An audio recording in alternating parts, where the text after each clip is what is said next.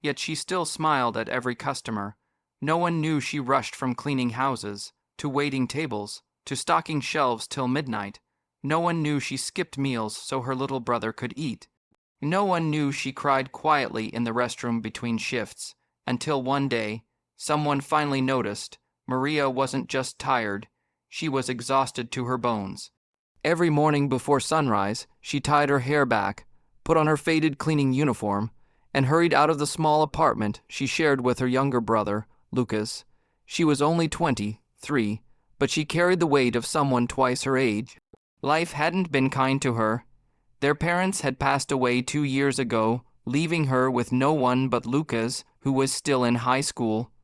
She had dropped out of college to take care of him. Since then, she had been working 3 jobs: cleaner in the mornings, waitress in the afternoons, and night shift stocker at a convenience store.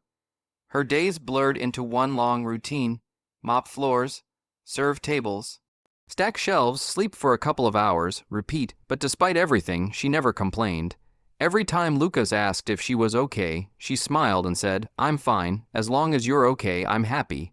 Lucas knew she was lying, but he was too young to change anything. One afternoon, while working at the diner, Maria felt her legs trembling. She forced a smile as she took orders, even though her back ached from hours of standing. A group of customers laughed loudly at a joke she didn't have the energy to hear. She passed by them quietly, balancing plates with tired hands. "Hey," one of them snapped when she accidentally placed a plate slightly off center. "Can you at least do your job properly?" Maria apologized softly, fixing it instantly. They didn't notice the redness in her eyes. They didn't see the exhaustion on her face. To them, she was just a server, invisible, replaceable. She kept moving. When her shift ended, she rushed to her second job, skipping lunch because she couldn't afford it. She bought a single sandwich, split it in half. One part for now, one for Lucas later. She always thought of him first. At night, while stocking shelves at the convenience store, her hands trembled as she lifted heavy boxes. The loneliness of the quiet aisles made her thoughts louder. How long can I keep this up? What if I collapse one day? What will happen to Lucas then? She swallowed her fear and kept going. She had no choice. Her only dream was simple. Not luxury, not fame, not riches. She just wanted one full night of sleep, without worrying about tomorrow. One rainy evening, Maria dragged herself to the grocery store after work. She had just received her paycheck, but instead of spending it on herself, she filled her basket with bread, rice, milk, and some apples for Lucas. She calculated every price carefully in her head, but when she reached the register, she realized something horrifying. She had miscalculated. Her total bill was $142.60. She had only $126. 00 in her wallet. Her heart sank. The line behind her grew longer. People sighed impatiently. I'm sorry," she whispered, her voice trembling. "Can you remove the apples and the milk?" The cashier, bored and expressionless, started scanning items back. Maria's hands shook. She bit her lip, trying to stay calm. Someone in line groaned loudly. "Come on, some of us have places to be." Maria's face burned with embarrassment. She kept her head down, wishing she could disappear. "I'm sorry," she said again, softer this time. The cashier adjusted the total, but even after removing the items, it was still over her budget. She hesitated. "Maybe take out the rice too." This time she couldn't hold it. Tears welled up in her eyes. She had worked over 16 hours that day, and yet she couldn't afford basic groceries. Her chest tightened. What kind of life is this, she thought. Why is it so hard just to survive? She wiped her face quickly, praying no one noticed, but someone did.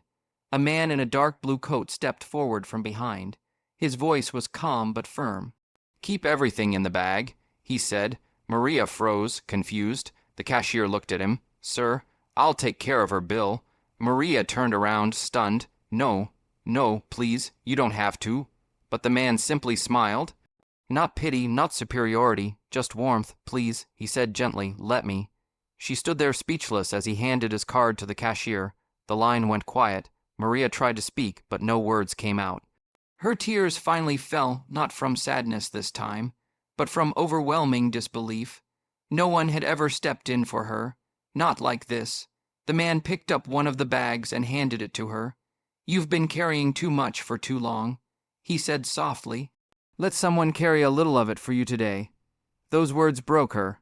Maria covered her face as she cried openly. I don't even know who you are, she whispered. He chuckled lightly.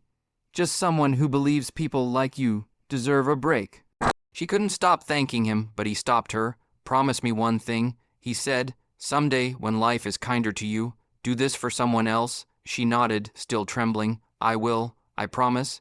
He smiled and walked away without asking for anything. No name, no photo, nothing in return.